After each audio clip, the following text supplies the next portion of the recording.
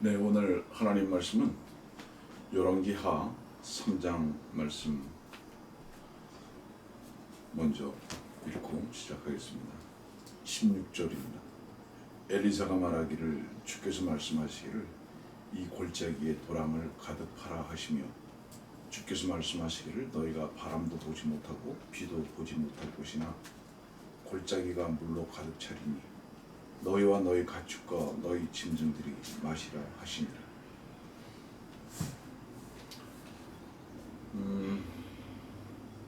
오늘의 말씀의 내용은 말씀을 듣고 계신 분이 주 예수 그리스도 안에서 구원받고 거듭났다면 성도의 하나님 보시는 위치와 교회의 아름다운 것이 어떤 것인가에 대해서 말씀을 전할 것입니다. 어떤 사람들은 사역을 말하면서 많이 힘들지 않느냐고 이렇게 말하는 사람들이 있습니다. 단연코 말씀드리건대 사역은 힘들어서는 사역이 아닙니다. 사역은 감사와 기쁨으로 하는 것입니다. 만일에 사역이 힘들다면 그건 그 사람이 하는 것이고 그 힘든 사역을 하는 그 사람은 주님의 능력으로 하는 것이 아니라 자기의 힘으로 하는 게 확실하기 때문입니다. 사전에 여러분들에게 조금 광고 말씀과 함께 말씀을 드린다면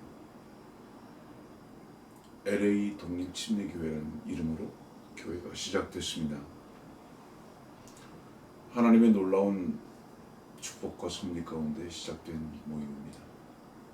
예측하지 못했던 교회예요. 많은 방해가 있음에도 불구하고 또 이 땅에서의 상황으로 볼 때는 불가능할 것 같았던 교회가 주님의 놀라우신 은혜와 생명의 역사로 시작됐습니다. 곧 한두 주 후부터 유튜브를 통해서 말씀이 증거될 것입니다. 많은 시청을 부탁드리고요.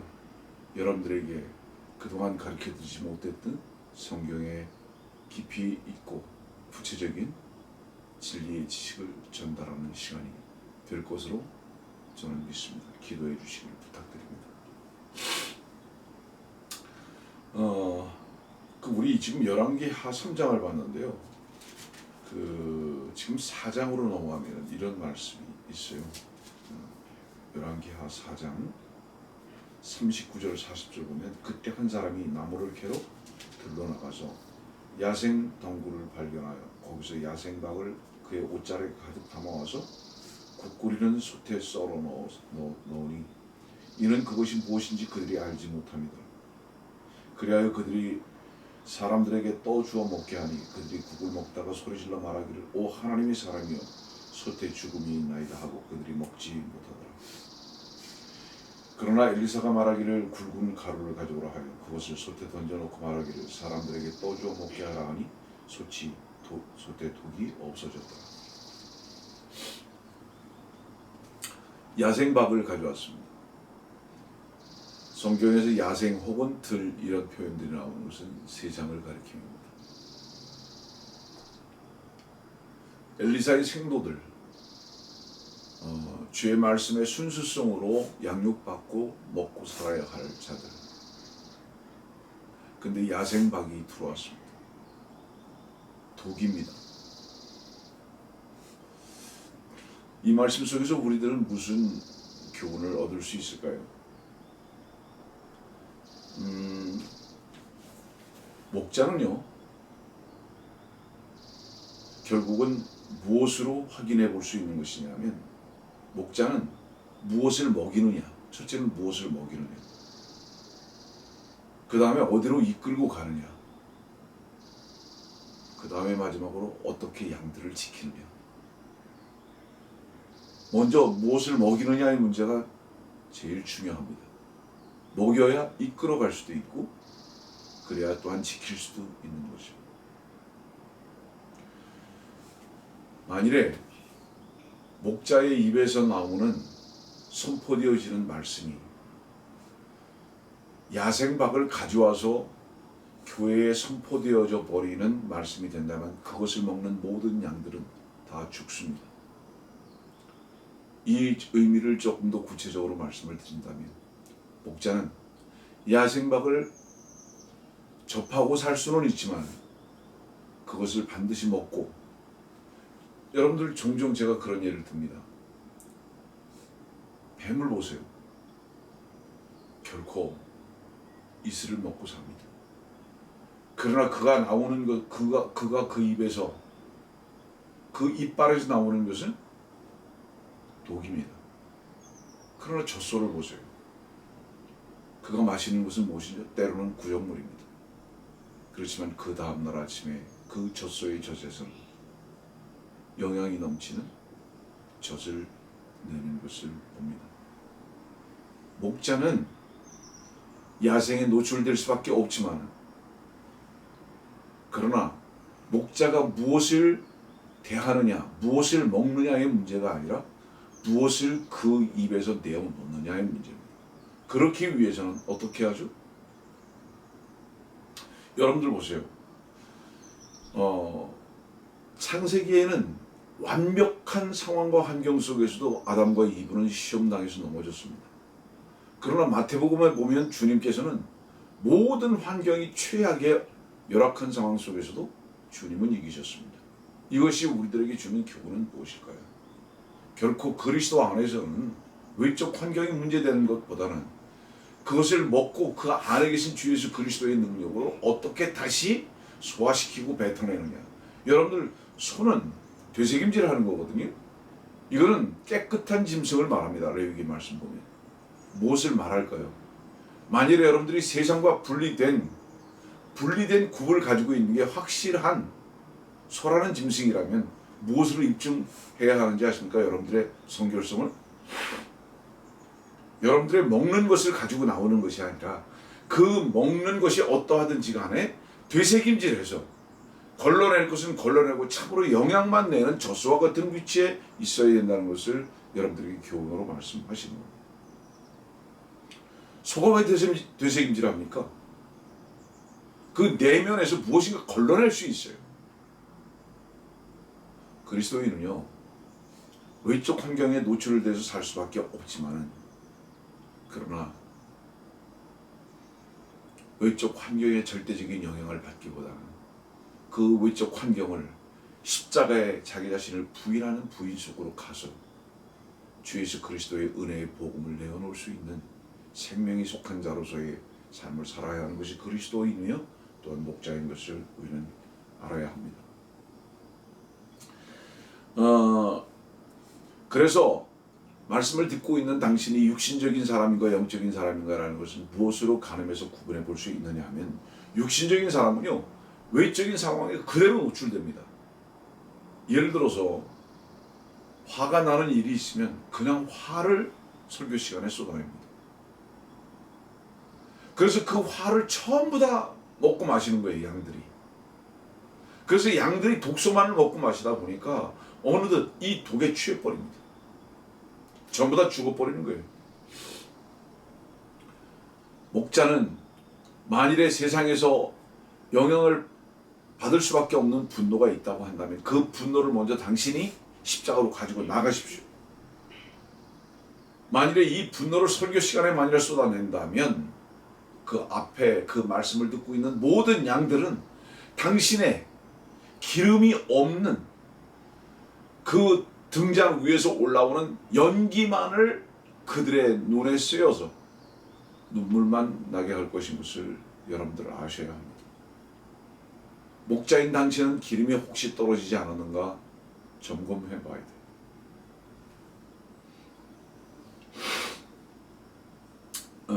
오늘 열왕기하를 여러분들에게 읽어드렸는데요.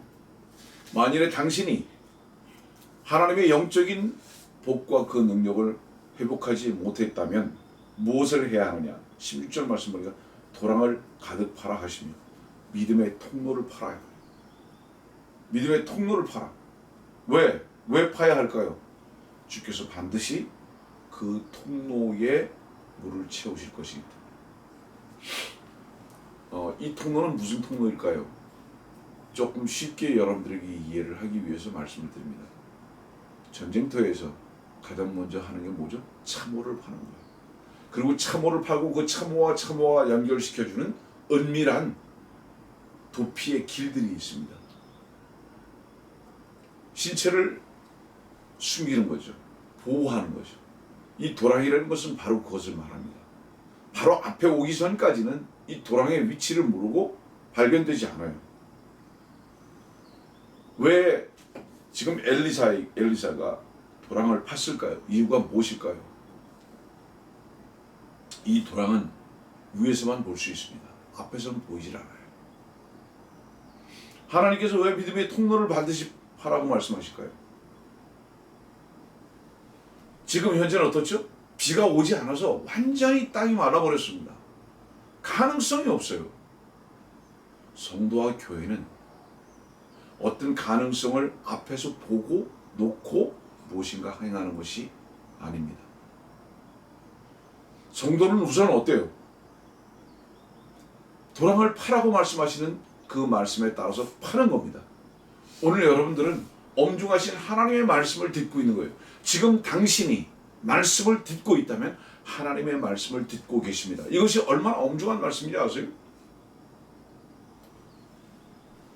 교회는 무엇인가 채운 것을 가지고 행하거나 그 결과를 보고 움직이는 것이 아닙니다. 교회는 다만 무엇을 가지고만 행하는 것인지 아십니까? 하나님이 하신다. 교회는 무엇을 준비하고 하는 것이 아니라 이 교회가 하나님의 교회이기 때문에 하나님께서만 하신다 하는 그 확신을 가지고 시작하는 겁니다. 이 도랑을 파야 하는 이유는 은밀해야 하기 때문에 누구도 못 봐요. 신비로운 겁니다. 그러면 이 도랑의 물은 그 근원지가 어디죠? 땅입니까? 아니에요. 하늘이.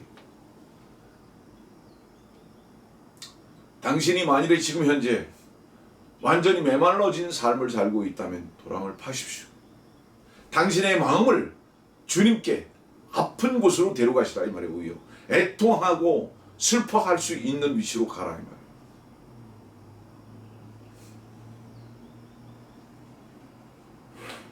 교회는 구성원들이 무엇을 하는 것이 아니라 그 구성원들의 머리 대신 하나님께서 하심을 목도하는 현장입니다. 그러면 당신에게 주님께서는 이런 질문 하나만 하시는 겁니까? 하시는 거예요. 당신, 너는 개천을 도랑을 파고 있는가? 주께서는 지금 오늘 이 질문 하나만 하십니다. 우리들은 물을 준비하지 못해요. 이 물은 뭐죠? 만족입니다. 인간이 땀을 흘려보세요. 주님의 일을 위해서 땀을 흘려보십시오. 교회는 약속에 근거한 것이지 하나님의 약속의 능력의 말씀에 근거한 것이지 당신의 능력이나 당신의 열심에 근거한 것 절대로 아닙니다. 이건 교회가 아니에요. 그래서 이 교회에서 가장 두려워해야 할 것은 뭐냐면 목사의 열심이고 성도들의 땀입니다. 그래서 교회 하면 생각하는 게 뭐죠? 심는 교회는 생각하지 않아요. 당신의 만일에 당신이 믿음의 결단을 했다면 그 믿음의 결단은 당신 자신이 무엇을 하는 것이 아니라 하나님께서 준비하신 것을 당신 마음에 믿고 인정한 결과가 믿음의 결단인 것을 잊어버리지 마시기 바랍니다. 많은 교회들이 그렇게 얘기해요. 예산을 먼저 준비해 놓고 예산 안에서 행한다고. 아닙니다. 예산 안에서 하는 것이 교회가 아니라 어때요? 믿음 안에서 행하는 것이 교회입니다. 이것이 제도권이라는 교회에 들어와서 모든 것이 다 준비가 되어야 돼요. 자, 교회는요, 당신의 준비를 필요로 하지 않습니다.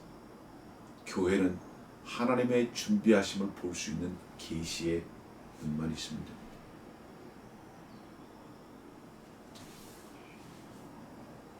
그래서 성도들은 보는 것으로 행하지 아니하고 주의 능력의 팔을 볼 줄 아는 능력의 눈이 따로 있는 것을 말하는 것입니다.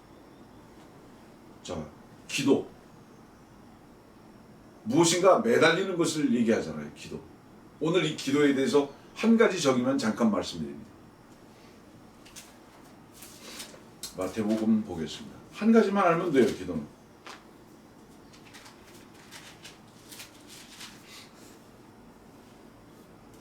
마태복음 6장 32절입니다. 이런 것들은 모두 이방인들이 구하는 것이라. 이런 것이 뭐죠? 무엇을 먹을까, 무엇을 마실까, 무엇을 입을까 하는 것, 염려하는 것. 이런 것들은 모두 이방인들이 구하는 것이라. 하늘에 계신 너희 아버지께서는 너희에게 이런 모든 것이 필요한 줄 아시느니라. 기도는 단 하나만 알면 됩니다. 아버지께서 모든 필요를 아시느니라. 왜죠? 그 필요는 당신의 필요가 아니라 머리 대신 주님의 필요시기 때문에 그렇습니다. 당신이 왜 염려하는지 아세요? 당신의 일이기 때문에 염려하는 겁니다. 그러나 당신의 몸에 대한 염려는 머리가 하는 것입니다. 당신이 지체입니까? 당신이 교회입니까? 머리 대신 주님께서 하시는 것입니다. 이것을 믿는 것이 기도예요. 여기서부터 출발하는 것입니다. 이 말씀을 깊이 있게 호흡처럼 받아들이십시오. 이것이 성도에 맞닿는 것입니다. 기도. 아버지께서 아시느니라. 이제 족한 것입니다. 당신의 지금 현재적인 삶이 어떻다 할지라도 하나님께서 보실 때 당신의 모습은 어떤지 아십니까? 솔로몬의 노래 한번 봅시다. 솔로몬의 노래 1장 8절. 오, 너 여자들 중에서 가장 어여쁜 자야. 오, 너 여자들 중에서 가장 어여쁜 자야. 여자들 중에서 가장 어여쁜 자. 가장 어여쁘다는 거죠. 여기서 가장이라는 거예요. 최고로, 누구보다도 무엇보다도, 천사보다도, 그 어떤 것보다도. 그런데 자기 자신이 볼 때, 다른 사람들이 볼 때 바로 이 여자는 어떤 여자인지 아십니까? 6절 말씀이에요. 솔로몬의 노래 1장 6절. 햇빛이 내게 내려쬐므로 내가 검게 되었다고 나를 흘겨보지 마라. 자신이 와도 검어요. 남들이 볼 때도 검어요. 다 흘겨봐요. 우스꽝스럽게 생각합니다. 여러분들, 이 목사가 이렇게 담대하게 하나님의 말씀을 전할 수 있는 근거는 결코 1%도 제 자신에게 있지 않음을 감사드리는 겁니다. 태양이신 주 예수 그리스도의 시험으로 인해서 얼굴이 탔습니다. 우스운 얘기지만 일주일에 한 번씩 먼 길을 운전을 하고 다니다 보니까 이 캘리포니아의 태양에 다 노출되어서 얼굴은 점점 더 시커매져 가는 것 같습니다만은 그 길이 복된 길이고 주의 은혜의 복음을 전하러 다니는 길이기에 얼마나 감사하고 특별한지. 오, 너희 여자들 중에서 가장 어여쁘다. 4장 보세요. 바로 남들이 볼 때는 검고요. 검고 흘겨보지만 4장 1절 보세요. 보라 나의 사랑 너여. 보라 나의 사랑 너는 어여쁘고 보라 너는 어여쁘도다. 계속 어때요? 보라 또 보라. 감탄사예요. 모든 사람들은 손가락질하고 짓밟으려고 하지만 당신이 만일에 성도라면, 그런 확신이 분명히 있다면 그 확신을 어디서 찾아야 하느냐? 주님의 마음에서 찾아야 합니다. 주님께서는 당신을 어떻게 보시느냐? 보라 또 보라. 늘 감탄하십니다. 왜 그런지 아세요? 왜 그렇게 감탄하시는지 아세요? 그 이유는 에베소서에서 한번 찾아봅시다. 에베소서 1장. 왜 주님께서 이렇게 감탄하시는가? 에베소서 1장 6절 말씀입니다. 이는 하나님께서 그 사랑하시는 이 안에서 우리를 받아들이시어. 사랑하시는 이 안에서 우리를 받아들이셨다. 이건 무엇을 의미하죠? 하나님께서 당신을 보실 때는 사랑하실 수밖에 없는 눈으로 볼 수밖에 없도록 당신을 그의 아들 안으로 넣으셨다 이 말이에요. 당신의 모습은 무엇으로 볼 수 있느냐? 당신의 독생자 아들로만 볼 수밖에 없다 하는 거죠. 이 눈을 여러분들은 가지고 계십니까? 하나님께서는 당신을 이렇게 감탄하면서 보고 계시다는 거예요. 그래서 당신을 대하시는 하나님의 주님의 그 자세는 어떠하신지 아세요? 눕지도 못하세요. 주무시지도 못하세요. 그 이유가 뭔지 아십니까, 여러분들? 왜 주님께서는 졸지도 주무시지도 않으시는지 아세요, 여러분들? 이유가 뭔지 아세요? 그 미가서에서 한번 찾아봅시다. 그 이유를. 미가서 5장. 미가서 5장 4절. 그가 주의 능력 곧 주 그의 하나님의 이름의 위엄으로 서서 먹이심으로 앉지도 않으세요. 눕지도 않으세요. 절대로 서서 먹이세요. 이 서서 먹이신다는 것은 뭐죠? 서서 먹이신다. 결코 당신을 떠나지 않는다. 당신을 지키시고 인도하시고 보존하시고 회복하신다는 그런 원어적 뜻이 있습니다. 주께서 왜 당신 앞에 서서 계시느냐? 당신을 인도하시기 위해서, 당신을 지키시기 위해서, 당신을 풍족해 하시기 위해서, 당신을 보호하시기 위해서, 또한 당신이 연약하다면 회복하시기 위해서. 그래서 주님께서는 당신 앞에 서서 결코 떠나지 아니하시고, 이것이 주님이 당신을 대하시는 사랑에 고동치는 가슴입니다. 그 사랑에 뜨거운 고동치는 가슴이 있는데 어떻게 양무리를 떠나겠습니까? 어떻게 자기의 사랑 가장 아름다운 여인을 떠나겠습니까?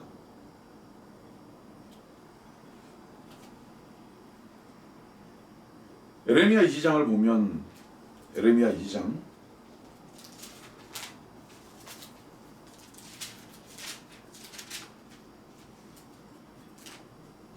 2절 말씀입니다. 가서 예루살렘의 귀에 외쳐 말하라. 주가 이같이 말하노라. 내가 너를 기억하나니 즉 내 젊은 시절의 친절과 내 정원할 때의 사랑이 그때 내가 씨 뿌리지 못한 땅 광야에서 나를 쫓았느니라. 여러분들 삶을 돌이켜 보면 기름지고 풍요로울 때는 기억이 없습니다. 그러나 무엇이 누가 기억나는지 아십니까? 어렵고 힘들고 외롭고 거칠었을 때, 그때 계산하지 아니하고 주의 길에 함께 있고 주님을 섬기고 눈물과 외로움과 한숨에 동행할 수 있었던 사람, 그죠? 어떤 조건에 의해서 함께 있고 떨어지지 아니하고 생명과 같이 함께 했던 바로 그 사람. 늘 미안하고 빚진 위치에서 생각할 수밖에 없는 그거죠. 내가 너를 기억하는, 여기서 내가 너를 기억한다는 게 뭐죠?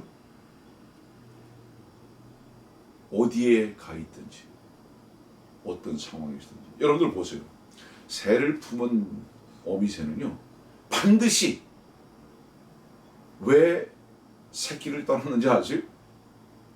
새끼가 싫어서? 아닙니다. 그 새끼를 먹이를 몰아다 주기 위해서 열심히 날아다니는 것입니다. 그렇지만 반드시 날아가는 것이 아니라 다시 돌아오기 위해서 날아가는 것입니다. 그 새끼에게 먹이를 주기 위해서. 여기 말씀 보니까 기억한다. 자, 혹시 말씀을 들으시는 여러분들 지금 현재 외롭습니까? 힘듭니까? 당신은 혼자인 것 같습니까? 무엇이든 다 떠난 것 같습니까? 하나님도 떠난 것 같으십니까? 아닙니다. 주께서는 당신을 기억하고 계시다. 당신이 지금 째째째째 하면서 외롭고 배고파 있습니까? 주께서 떠나신 것 같습니까? 아닙니다. 주님은 당신을 기억하고 계십니다. 당신을 더 풍성히 먹이시기 위해서 잊지 아니하고 다시 지금 돌아오고 계시는 중이다. 반드시 주님께서는 당신을 기억하고 계신다. 주님은 당신에게 돌아오는 회개 본능을 가지고 계십니다. 여러분들 대제사장 가슴에 뭐가 있어요? 그 가슴에 12지파에 12지파가 그 이름이 다 새겨놨잖아요. 무엇으로 새겨놨는지 아세요? 그 12지파의 이름을 딴 그 보석들이 전부 다 박혀 있습니다. 주님의 가슴에는 바로 당신의 이름이 보석처럼 박혀져 있습니다. 그래서 가장 아름답다고 표현하는 것입니다. 성도들이여, 교회를 혼탁하게 하는 것은요, 교회를 혼탁하게 하는 것은 샘을 오염시키는 것입니다. 교회는 반드시 어떤 무리만을 말하지 아니하고 당신도 말씀을 듣고 있는 당신이 구원받고 거듭났다면 교회입니다. 그런데 당신의 마음에 세상의 야생밥을 갖다가 혹시 받아들이지 않습니까? 당신이 사역자라면서 당신의 입에서 야생밥 독초를 내놓고 있지는 않습니까? 돌아보십시오. 엄중하고 두려운 것입니다. 혹여 당신이 주 예수 그리스도의 말씀으로 인해서 좋은 땅이 되었는데 그 좋은 땅에 혹시 돌을 심고 있지는 않습니까? 사무엘상에 보면, 역대상에 보면 뭐가 있죠? 역대상에 보면 우사가 언약궤를 만졌다가 죽죠. 교회와 교인과 성도는 가장 중요한 관점과 점검이 무엇인지 아십니까? 나는 누구로 시작됐는가? 왜 우리가 하나님을 아버지라고 하시는지 아세요? 그분께서 우리를 낳았기 때문에. 당신은 하나님의 생명으로 나음을 입었는가? 점검하세요. 누구로 시작됐는가? 하나님으로 참으로 시작됐는가? 하나님으로 시작된 사람은 마지막으로 한 가지 점검해야 할 것이 있습니다. 지금 현재 어디에 누구에게 속해 있는가? 확인하십시오. 당신이 주님으로 시작되고 지금 현재 주의 안에 거하고 있다면 당신은 솔로몬의 노래에 있는 말씀과 같이 누가 뭐라 그래도 가장 아름다운 아내입니다. 주님은 당신을 향해서 연속적으로 감탄사를 바라보고 계십니다. 뿐만 아니라 당신이 주의 양인 것이 분명하다면 주께서는 당신을 서서 먹이시고 계시다는 것을 잊지 마십시오. 혹여 외롭고 혹여 배고픕니까? 주께서 당신을 향해서 달려오고 계십니다. 주님의 가슴에 당신의 이름이 가장 고상하고 아름답게 새겨져 있다는 것 잊지 마시고 이 말씀이 당신의 믿음으로의 확신 속에서 큰 위로가 되시기를 바라면서 말씀을 마치겠습니다.